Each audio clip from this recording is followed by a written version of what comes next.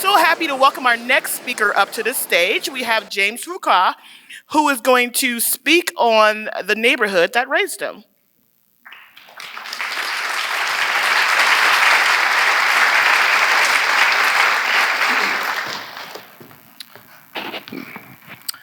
I tell you what, Amelia, if the Dispatch doesn't work out, you should really go to the Funny Bone. They may have a spot for you. That's excellent. And also, my mother was a lot like yours, so we might be distant cousins because I was a little hard-headed to have that soft tushy, but we know that's not what they really said to us, so we're going to clean it up and keep it PG. So again, thanks to my brother Chris for being the first. Give him a round of applause for being the first. Excellent story. Just a quick story I want to talk about, Chris. We are both from the South Side, and that's what I'm going to talk about of Columbus. So any Bulldogs in the house? Any Bulldog graduates? There's always one. Always one. Proud Bulldog. Oh, there's two? Okay. Class of 1997, so I'm a little bit younger-ish, but no. Chris and I go way back. He's a phenomenal man who has really done a great job in being a true example of how you can correct your wrongs and be just an incredible person. And for Ramona, I was so hoping at graduation that your dad was going to be waving a sombrero and not the Texas hat. I was just so waiting for the payoff on that, but excellent. And I thank you for everything that you do. And Mallory, yes, us boys, we do kiss like a wet, soggy vacuum. So, I mean, I don't know what else I could say. That's just what we do. So, that's just, can't help it. You're right. I mean, I like kissing girls too, so it's okay. So anyhow, for those of you who do not know me, my name is James Fuqua. I have the privilege of being the public information officer, fancy word for spokesperson for the Columbus Police Department. Thank you. I've been serving proudly for 17 years, and it's very unique because I typically never tell my story, so I'm definitely very honored to tell a little bit about my story tonight. Most times when people see me, obviously, I actually communicate with Danae and Holly, who will be closing us out very regularly, that it's always negative stuff. So this is just a little peek behind me personally that I can actually separate myself from my job for once. So like I said, I'm a proud, born and raised Columbus native, South Side. And growing up on the South Side, I had two different lives. First, I grew up in German Village. Life was good, had a mother and father in the home, everything was great. But unfortunately, my father had a lot of mental health issues, and we're talking the early 90s when, specifically in the Black community, still today, to be quite honest, mental health issues are really not addressed like they should be. And unfortunately, at the age of 12, my father committed suicide. So I was left with, I'm the oldest of 4 siblings, and because of that, we had to move to the other South Side. So we went from, as you know, west of Parsons to the east of Parsons, which I don't know if you know, but when it gets a little dark, when you're going down Whittier and you're not in German Village anymore, it's not the same South Side. But needless to say, we had to move over there. And the thing that really struck me, now, I was a very soft kid. Like I said, I had a very privileged life prior to my father's passing, but once he passed away, unfortunately, my mom had to work multiple jobs as a single parent, and I was the oldest of the siblings, so I took a lot of pride in trying to do whatever I could, odd jobs, cutting grass, washing cars, whatever I could do to help my mother and my siblings survive. So, as you know, in the early 90s, it was very, very rough. Chris talked a little bit about it in his story. A lot of gangs, a lot of violence, drive-by shootings, prostitution, drugs, all these things. It was just a challenge to walk from the house to the corner store and back. And I often talk about I'm truly a statistical miracle because by the age of 16, I had been shot, stabbed, and robbed at gunpoint, all separate incidents, all within 1 mile radius of my house. So yeah, it was pretty rough. No, don't be sad. I'm still here. I'm still here. It's all good. I promise. It's all good. But I tried so hard to stay out of the negative things within the neighborhood. But unfortunately, just like Chris said, there are a lot of influences that come about. And like I said, my mom didn't have a lot of money. And we literally, for any of you who have ever had real struggle in the wintertime, there was a lot of opening that oven and just letting that heat permeate through the house because we just didn't have heat to go on. So not only not having a lot of money, but I didn't have the best clothes either. And most of my friends were either in a gang or sold drugs. So I desperately, desperately wanted to help my mom. But here's the thing about growing up. It's so important to me where I came from, and I'm so thankful, even though I know a lot of my friends participated in a lot of illegal activities and a lot of bad things. We'll kind of circle back to that shortly. So I just wanted a new pair of Air Jordans. That's all I wanted. I wanted a new pair of Air Jordans, and I wanted to help my mom turn the lights back on.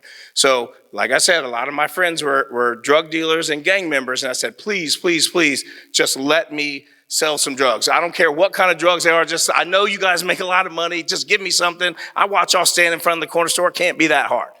So they're like, okay. So one of them said, okay, I tell you what, we'll give you just a little bag of marijuana. If you can just go to that corner store and wait for this guy and you sell this bag of marijuana, we'll give you money so you can do your thing. Now, for a lot of you, you may not know there are a code in the streets. And my neighborhood knew that I was different. They knew that I wasn't a bad kid. I really didn't have the DNA to be a gang member or a drug dealer. But I took that bag of marijuana because I really wanted those Air Jordans. So I run to the corner store. I'm like, oh, this is easy. So I post up, put my foot on the wall, have my hands out, trying to look like a drug dealer.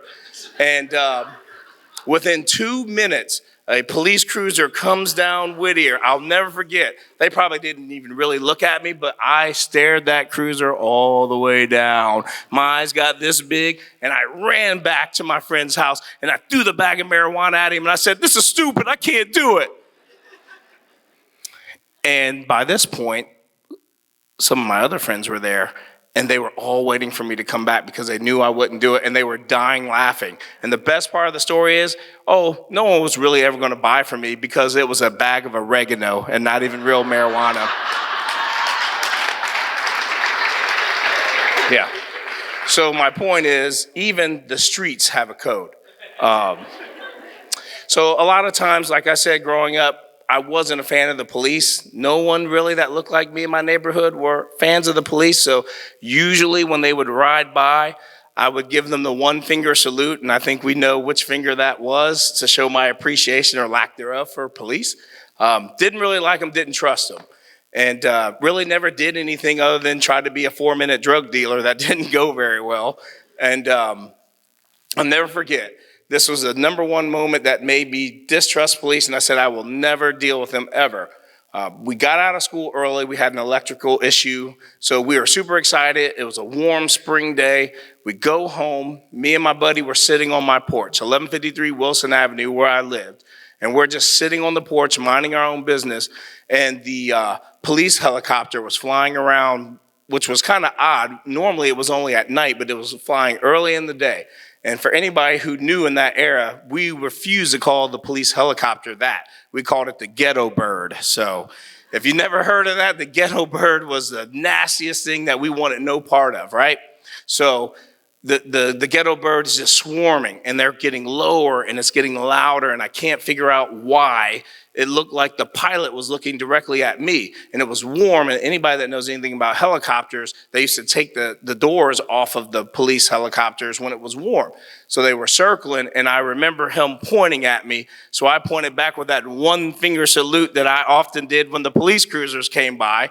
And I was like, yeah, whatever. So I sat back on the porch. Within 30 seconds, a swarm of police cruisers came up. They snatched us off the porch, me and my friend, and he slammed my face down into the mud. and he put that shotgun on the back of my neck and he cocked it, and all I could feel was that cold, hard steel, that metal just pressed on the back of my neck. And I honestly could not figure out why this happened. And he said, if you move, he would kill me. So I laid there. Next thing you know, I'm in handcuffs. I'm in the back of the car, and these same drug dealer friends, the real gang members and drug dealers, are staring at me, and they're trying to tell the cops, like, let him go. He's a good one. He doesn't cause any problems. They had me in the back of the car, and the only thing they would tell me was that I broke into a house and just burglarized it when I literally just walked home from school. So I'm in disbelief. I'm in the back of this cop car, can't believe how I got here, and I start crying, because like I told you, I'm soft now. So I'm crying, and I'm thinking I wasn't a big guy. I was like, I'm gonna go to jail, they're gonna drop the soap, and I'm just my butt. I can't make it. Like, this is what I'm thinking. I can't make this up. So I'm like, I can't drop the soap, don't drop the soap. So now we're driving down the street, and I'm going to juvie jail, and as we're driving off, my house got smaller and smaller, and the tears got bigger and bigger. And as we were going downtown, I'll never forget, on the police radio, they said, he's code 4. For anybody now being the police, I know code 4 means no action. He didn't do it. He's innocent. They brought me back home. Thankfully, the one neighbor at the end of the street said it absolutely was not him, and they ended up catching the perpetrators later. So thankfully they let me go, but I had a lot of disdain for police after that, and a lot of resentment, and I was just trying to figure out my life. So fast forward now, I graduate high school. Well, prior to graduating high school, I was a really good athlete, and again, these same drug dealers and gang members, they always kept me out of trouble, and it was so important to them, and they always would tell me, you're different, you're gonna make it, whatever you do in life, you're gonna be very successful. We don't want you to be like us. So they always encouraged me to be that. And I always had that in the back of my mind, never knowing exactly what I was gonna do, but the fact that these guys that engage in the behavior and activity that they do thought so highly of me really meant something. So I graduated high school, went to the United States Army, did that for a couple of years. I got out, wasn't really sure what I was gonna do. Had a part-time job at a retail store, met an officer who was working off-duty or special duty at the store. His name is Alan Blackman. He just retired last year after 32 years of service. Great man. He said, hey, I think you would be a really good officer. And I said, heck nah, not me. And he said, no, you should do a ride-along. And I said, no, I've been in the back of cop cars, bro. I'm good. I'm not doing that again. And he said, no, you ride in the front seat. And I'm like, I didn't even know that was a thing. So I was like, okay, I'll try it out, because he kept hounding me. Every day he saw me for like a month straight. So I do the ride-along. I did the night shift in the same neighborhood that I actually grew up in. And from day one, I was hooked that night. Just seeing how the officers interacted, and these groups were so cool, and how they did things. And I said, hey man, where were y'all at when I used to get picked up for no reason? And they're like, I don't know. But the point is, I recognized from the other side that these officers were risking their lives for people they didn't even know. Risking their lives, putting all of it out on the table, and they did so much for people while they slept and had no idea the amount of things that they did. And that night it was cool. It was like an episode of Cops, like we got in a foot chase, and there was a stolen car, and it was all the things. Now I know that happens very rarely, but at the time that was like the best night of my life.